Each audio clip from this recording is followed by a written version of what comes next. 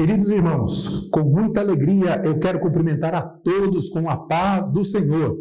Estamos começando mais uma pré-aula da classe dos adultos da nossa Escola Bíblica Dominical e convidamos você para ficarmos juntos aqui no nosso canal Portal Escola Dominical, o canal da EBD, da Igreja Evangélica Assembleia de Deus, Ministério do Belém, em Guarulhos, São Paulo. E como já dissemos nas aulas anteriores, o tema da nossa revista neste trimestre é o plano de Deus para Israel em meio à infidelidade da nação. E na aula de hoje estudaremos a 10ª lição com o tema O Cativeiro de Israel, Reino do Norte. Veremos as injustiças cometidas pelo Reino do Norte, a insistência de Israel no pecado da idolatria e sincretismo em Samaria. Se você deseja aprender mais sobre este importante assunto, então continue conosco no seu programa Escola Bíblica Dominical. Curiosidade Bíblica. Você sabia que a Assíria, lugar para onde o Reino do Norte foi levado cativo, corresponde em parte ao que hoje é a Síria e o Iraque? Vejamos o que nos diz o texto áureo. Texto áureo.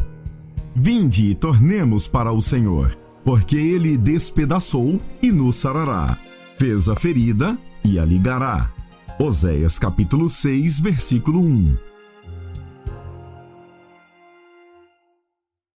A verdade prática nos diz: Deus sempre adverte seu povo sobre os perigos da idolatria e suas terríveis consequências. Leiamos a leitura bíblica em classe para a lição de hoje. Acompanhe conosco a palavra do Senhor. Leitura bíblica em classe. 2 Reis, capítulo 17, do versículo 1 ao 14, do versículo 17 ao 20 e 29. No ano do 10º de Acás, rei de Judá, começou a reinar Oséias, filho de Elá, e reinou sobre Israel em Samaria 9 anos, e fez o que era mal aos olhos do Senhor. Contudo, não como os reis de Israel que foram antes dele. Contra ele subiu Salmaneser, rei da Assíria, e Oséias ficou sendo servo dele e dava-lhe presentes. Porém, o rei da Assíria achou em Oséias conspiração, porque enviara mensageiros a So, rei do Egito, e não pagava presentes ao rei da Síria cada ano como dantes.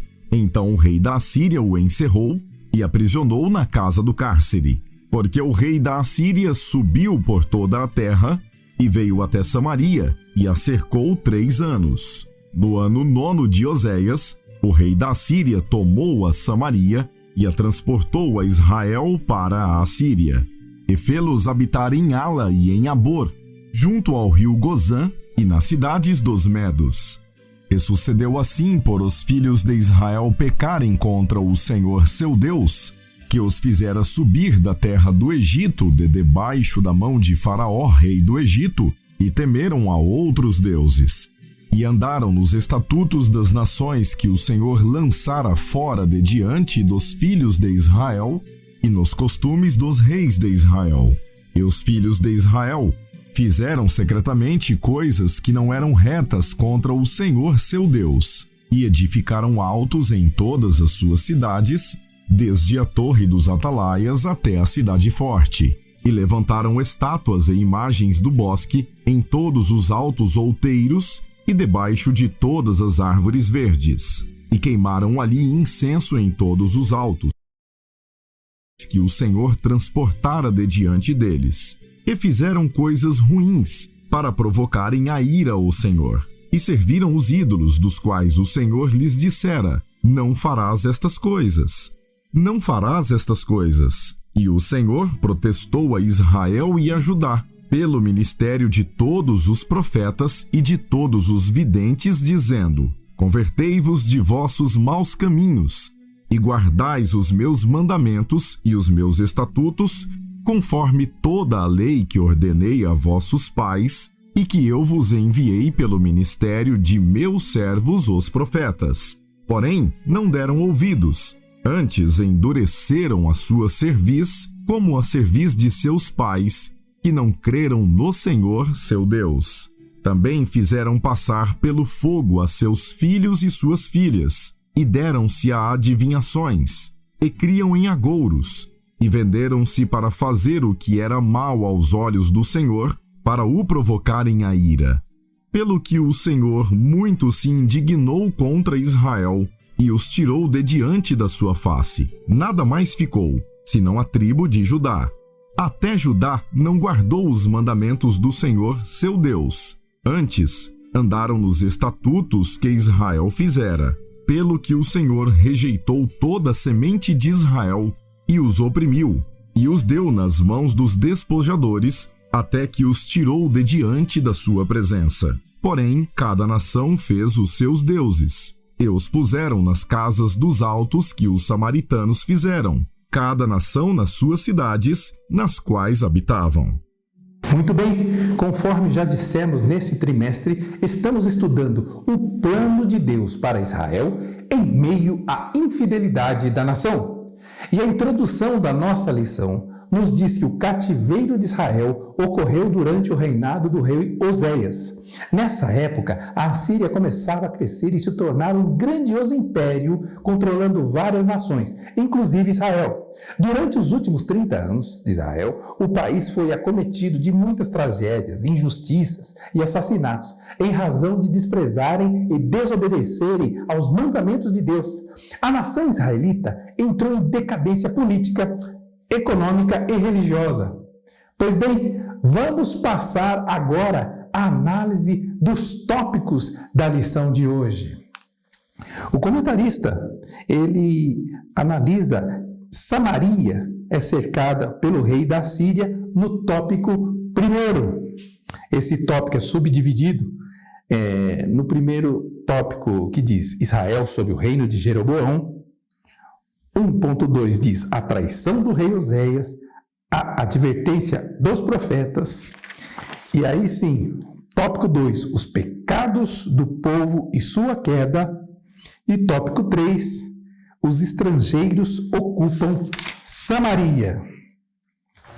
Nós vamos verificar aqui que o rei, nessa ocasião de Israel, era o rei Oséias. Foi o último dos reis de Israel, antes de Israel se tornar aí dependente e completamente alicerçada e próxima e capturada praticamente pelo exército da Assíria.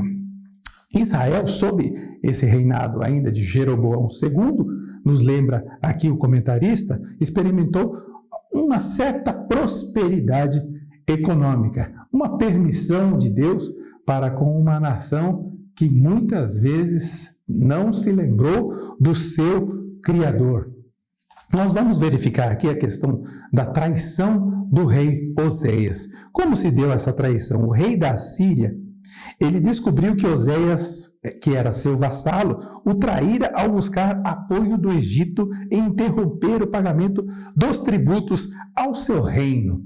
Então, o rei Oséias, ele tinha uma obrigação para com o rei da Assíria. Todavia, numa certa movimentação política que não foi bem vista pelos olhos da Assíria, Oséias se aproxima do rei do Egito e isso deixou o rei da Assíria enfurecido, muito enfurecido. O que nós vamos ver, todavia, é que esse tipo de movimentação contra Israel foi algo que já estava profetizado, que iria acabar acontecendo uma hora ou outra. Tantos foram os avisos. Muitas vezes o Senhor levantou profetas para tentar advertir o povo de Israel. Muitas vezes Israel teve a oportunidade de se arrepender. Nós vamos ver aqui no tópico 3, a advertência dos profetas. O aumento da riqueza nacional no período de Jeroboão II fez com que pequenos proprietários fossem expoliados pelos mais ricos. Aqui um aspecto social que aconteceu no período de Jeroboão II. O comentarista ainda vai falar das advertências realizadas por intermédio de Amós e Oséias, profetas do Senhor, que apontavam as questões relacionadas às injustiças sociais. E nós vamos perceber o seguinte: o afastamento de Deus, a aproximação da idolatria e uma vida desregrada no que diz respeito a ouvir a voz de Deus. Se não está ouvindo a voz de Deus, a pessoa vai começar a agir pelo seu próprio impulso. E isso começou a acontecer com os reis de Israel. E dos reis de Israel, sempre quando nós vamos ler, nós vamos verificar na introdução ali da apresentação do rei, fez o que era mal aos olhos do Senhor. Todos os reis de Israel, todos fizeram o que era mal aos olhos do Senhor. Nós vamos ver um dos principais reis desse período de Israel, pré-exílio da Síria. Nós vamos ver um rei que foi muito mal, foi o rei Acabe, que nós estudamos um pouco na lição anterior, que esse rei que se casou com uma mulher também muito má, Jezabel, que ficou muito conhecida por causa das malignidades que praticou contra os profetas do Senhor, e a história vinha e sempre se repetia. Israel tinha um rei, tinha um governo, desde Jeroboão, o primeiro que foi ali colocado por Deus. O reino do norte, ele foi estabelecido por uma autorização de Deus. Deus autorizou, Deus deu o reino a Jeroboão. E Jeroboão, ele se afastou do Senhor. Nós vamos ver vários reis, até mesmo o rei Geu, que foi o rei que exterminou com a casa de Acabe. Esse rei, ele depois de um período, ele exterminou o rei que era idólatra, ou os descendentes do rei Acabe. A casa de Acabe foi exterminada por Geu. Ele matou a rainha Jezabel. Todavia, esse Geu, esse homem que se tornou também rei de Israel, ele, depois de um período, ele também se quedou inerte, se quedou para as questões relacionadas também à idolatria, ou seja, ele se enveredou por esse caminho, ele também praticou a idolatria. É incrível o que acontece com o reino de Israel, esse reino que é situado ao norte, esse reino que está onde foi estabelecido Samaria como a sua capital.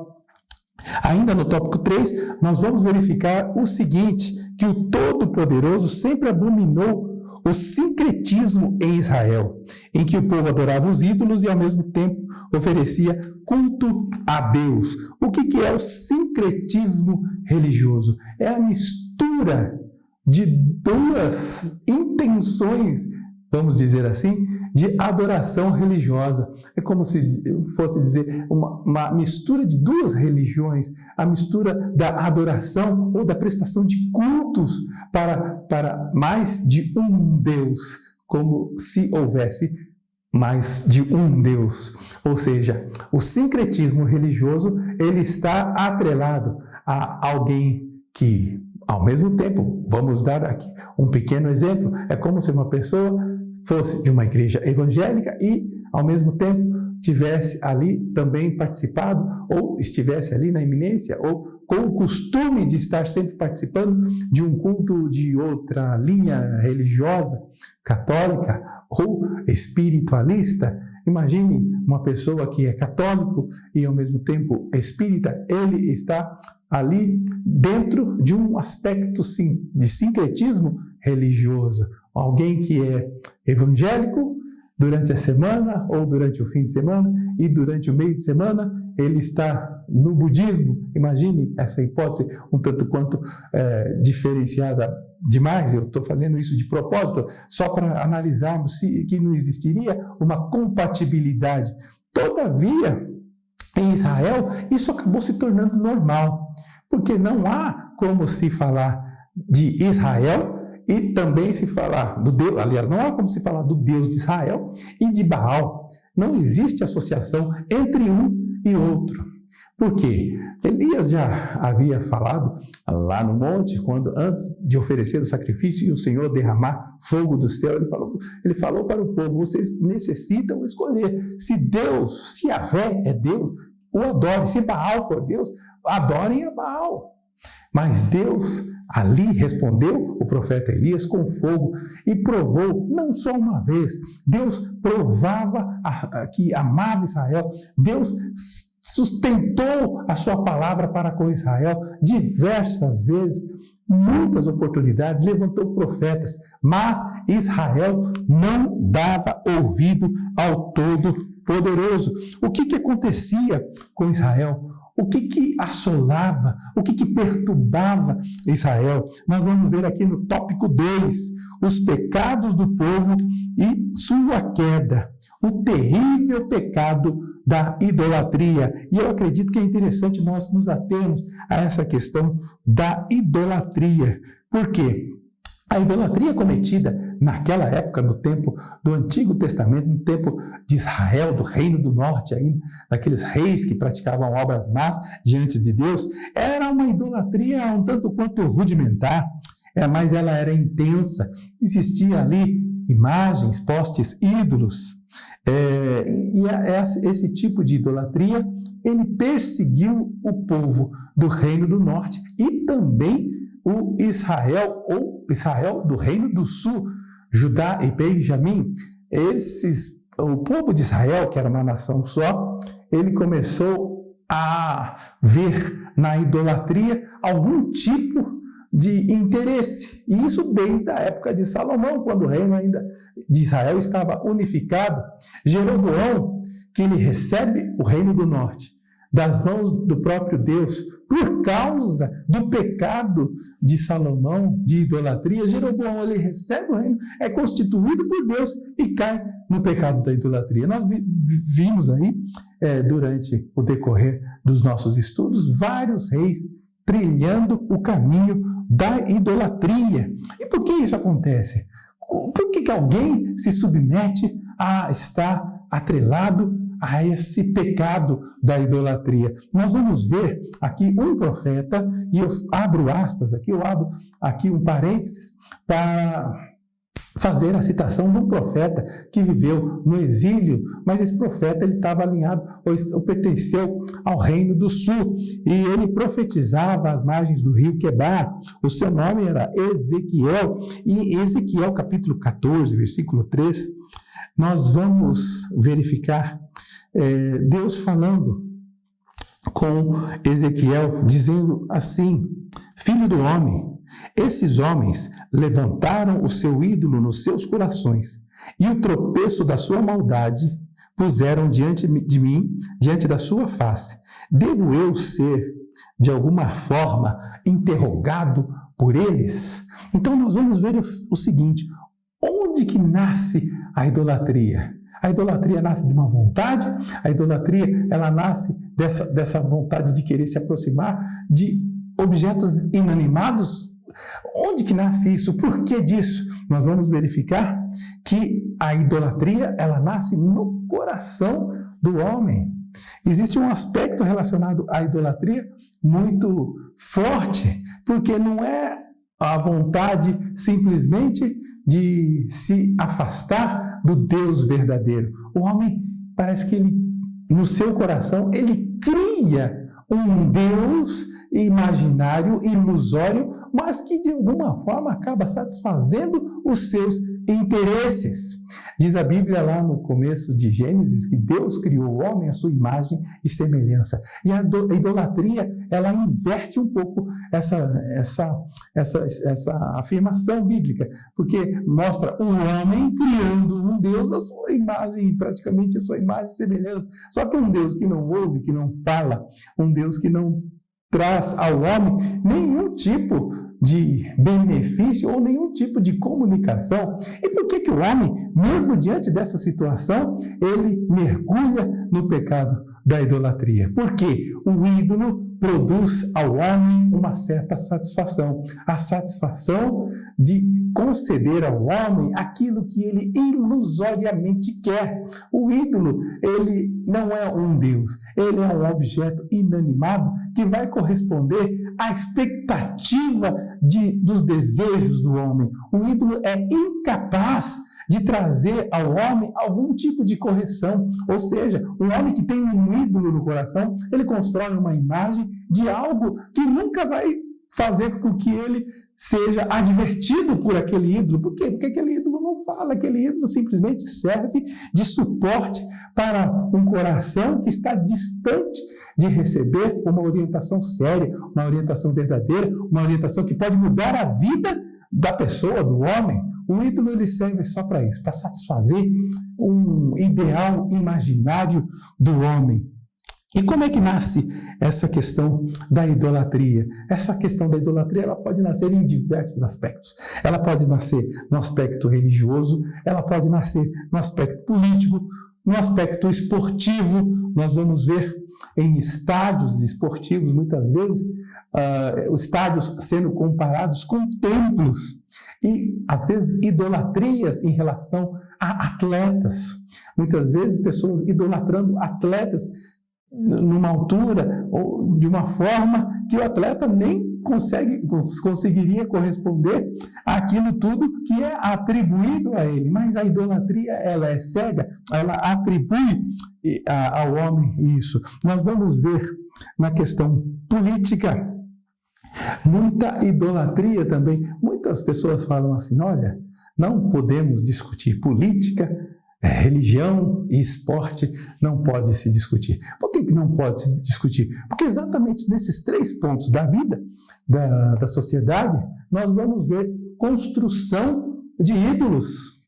No ambiente político mesmo, nós vamos ver muitas pessoas atribuindo a políticos a paternidade em relação aos pobres, por exemplo, ou no outro âmbito, um certo grau de mitologia, podemos dizer. Nós vemos a construção de uma idolatria intrínseca. Às vezes a pessoa nem está percebendo, as pessoas às vezes fazem até aquilo por bem, as pessoas pensam que aquela situação é uma situação que pode trazer o bem para as outras, mas nem imaginam que a partir do momento que a pessoa não quer conversar acerca do outro ponto de vista, de uma pessoa que pensa diferente dela, ela está construindo no seu coração uma certa margem de idolatria. E essa idolatria, então, ela nasce no coração do homem e ela estabelece pontos irreversíveis de pensamento. Como assim? Ponto irreversível de pensamento. A pessoa constrói uma ideia, a pessoa tem uma ideia acerca de algo, é como a religião. Já viu uma pessoa que fala assim, eu nasci nessa religião, meus pais eram dessa religião e eu não tenho por que mudar dessa religião? Então, qual que é o fundamento da pessoa para viver naquela religião? É a tradição. A tradição diz que ela precisa viver naquela religião. Então, ela não vê motivo para ela mudar. Mesmo que aquela religião esteja acabando com a vida dela. Mesmo que aquela religião proíba ela de fornecer vida ao outro. Por exemplo, eu vou dar um exemplo aqui, por exemplo, alguém que não está à beira da morte e a outra pessoa precisa de uma transfusão de sangue, mas a religião fala assim, não pode fazer a transfusão. Por que não pode? Não pode porque está escrito que nós não podemos. Existe uma tradução que não podemos. Diante dessa tradição, diante dessa imposição que é dogmática, esse dogma ele fica impregnado no coração da pessoa. Esse dogma impossibilita a pessoa de pensar, de raciocinar. O ídolo faz exatamente isso. O ídolo ele impede a pessoa de raciocinar. Ele impede a pessoa de compreender, de analisar situações. Por quê? Porque ele domina, ele não dá oportunidade da pessoa analisar outras questões, outros fatos preponderantes para o seu crescimento pessoal, crescimento de vida. A idolatria ela faz isso em todos os aspectos da vida. Uma pessoa que tem um músico ou um cantor como ídolo, ele tem dificuldade de analisar outro estilo musical. Para ele só serve aquele. Por quê? Porque o cantor que ele gosta é só aquilo. E aquela idolatria impede ele de entender como funciona a harmonização de outro estilo musical. a composição de outros acordes feitos em músicas de ritmos distintos. Por que ele não consegue ouvir outra coisa? Porque ele está idolatrando uma situação fornecida por uma pessoa que tem aquele estilo, e aquele estilo serve exatamente para deixar, não, às vezes não é nem culpa do cantor, mas é culpa da própria pessoa. Nós vemos isso também, muita idolatria, às vezes, na filosofia.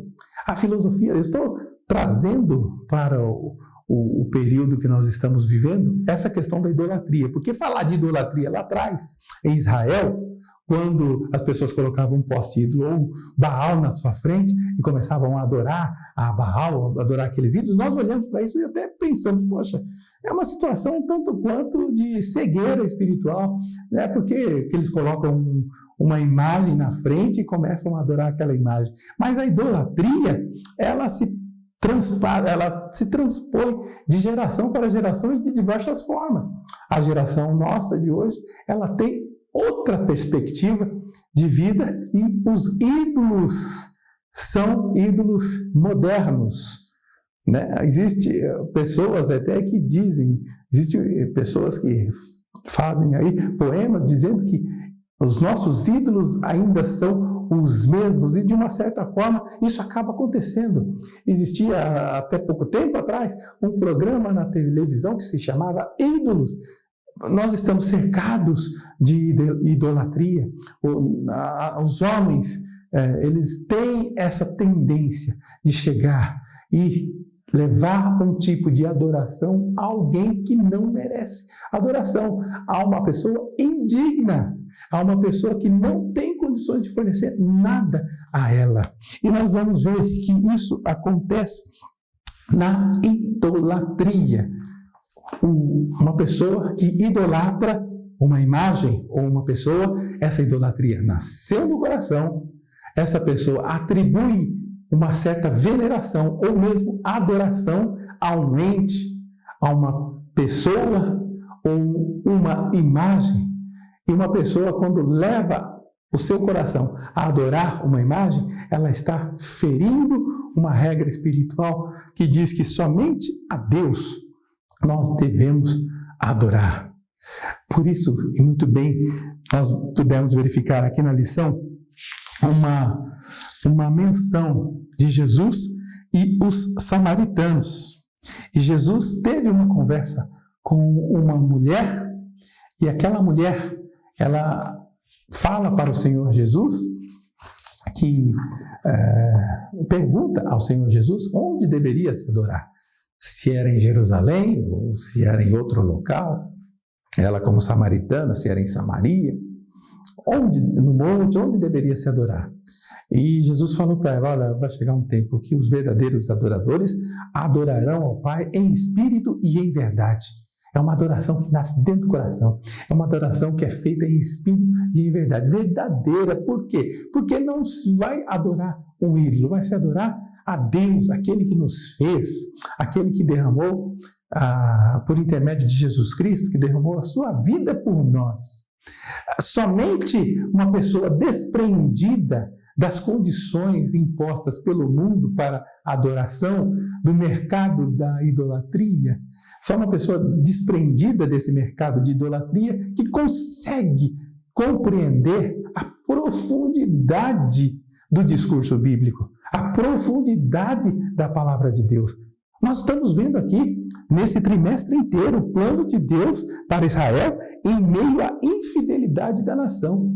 É Deus agindo com o povo, Deus tira o povo do Egito, Deus derruba a muralha de Jericó, Deus age por intermédio de fogo no monte, por intermédio do profeta Elias, Deus age com diversos milagres usando Eliseu, Deus age protegendo Joás da mão de Atalia, Deus derrama graça sobre a vida daquele povo. Por quê? Porque essa graça que eu digo significa o quê? Significa graça mesmo. É aquela forma que Deus escolheu para abençoar, trazer luz, trazer para aquelas pessoas que estão procurando, ou aquelas pessoas que não sabem onde procurar, trazer uma forma delas entenderem a grandiosidade de Deus e que elas mesmas não mereciam nenhum tipo de providência de livramento vinda da parte de Deus. Nós vamos verificar isso estamos verificando isso durante todo esse período que estamos estudando as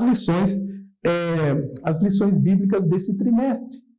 O próprio comentarista, ele faz o relato que as correções e os ensinamentos divinos são uma prática ou uma constante de Deus para com Israel, tanto o reino do sul como o reino do norte. Então, o que nós vamos ver é um retrato de um Deus que busca pelo seu povo, de um Deus que traz ao seu povo a possibilidade do conserto, de um Deus que traz a possibilidade da revelação do amor verdadeiro, de um Deus que de alguma forma, quer que o seu povo o adore.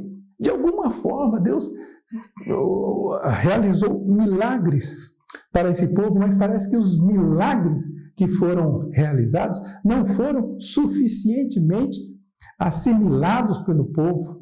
O povo ainda não tinha entendido o porquê de Deus agir daquela forma e trocavam a adoração a Deus, a adoração a bezerro de ouro, a adoração a Baal. Quem é Baal? O que é o bezerro de ouro? Não é nada perto daquilo que Deus é para as nossas vidas, para aquilo que Deus é para a humanidade. Por isso que nós vamos verificar que Deus, ou o Senhor Jesus, quando ele encontra com a mulher samaritana, ele diz algo muito interessante, que existe da parte de Deus um grupo de pessoas que ele olha de forma diferente. Existe da parte de Deus um grupo de pessoas que não são aquelas pessoas que estão procurando deuses ou ídolos. Não, existe um grupo de pessoas que Deus olha e sabe que são os verdadeiros adoradores. E esse, o próprio Deus procura. O próprio Deus, ele está à procura. Que Deus possa nos trazer e nos dar a alegria de poder conhecê-lo verdadeiramente, a ponto de nós rejeitarmos tudo aquilo que diz respeito à idolatria desses tempos que estamos vivendo. Nós fizemos aqui uma correlação entre o que aconteceu com Israel e o que vem acontecendo ainda hoje em termos de idolatria. Mas Deus, ainda hoje, ele procura os verdadeiros adoradores. Pois bem, vamos agora passar para as nossas considerações finais. A conclusão da nossa lição de hoje nos diz que não faltou advertências para que Israel abandonasse a idolatria e fosse poupado do cativeiro. Todavia, nada surtiu efeito. Cada vez mais a nação afundava em seus pecados. A maneira drástica, porém misericordiosa e amorosa de Deus retornar seu povo ao aconchego do seu amor foi, infelizmente, conduzi-lo ao cativeiro e à dispersão. Que Deus nos ajude a atentarmos mais para a sua palavra, a fim de não colhermos os amargos frutos da desobediência. Muito bem, vamos fazer um momento de oração. Pai bendito, querido, glorioso, amado e santo, nós te bendizemos porque nesta aula pudemos, Senhor, entender a importância de buscar a Ti em adoração. Entendemos também, Senhor, o conteúdo dessa lição que nos mostrou um povo que foi para o cativeiro em virtude de tanta desalinho e de tanta falta de atenção para com a Tua palavra. Te agradecemos, Senhor, pelo ensinamento de hoje, no nome de Jesus. Amém. Muito bem, chegamos ao final de mais uma pré-aula e hoje aprendemos algumas importantes lições sobre o cativeiro de Israel, Reino do Norte. Na próxima semana, estudaremos a 11ª lição da nossa revista de adultos com o tema O Reinado de Ezequias. Queremos agradecer a você por ter acompanhado conosco o estudo dessa importante lição. E se você gostou desse vídeo, se inscreva no nosso canal que está aparecendo na sua tela abaixo. Ative o sininho para você ficar por dentro da nossa próxima pré-aula e compartilhe com seus professores, com seus alunos e com seus amigos e irmãos da sua igreja ou das suas redes sociais. Que Deus em Cristo Jesus abençoe a todos e até a próxima pré-aula, permitindo Deus. E não se esqueça, vivamos o dia de hoje como se Cristo voltasse amanhã. Até lá!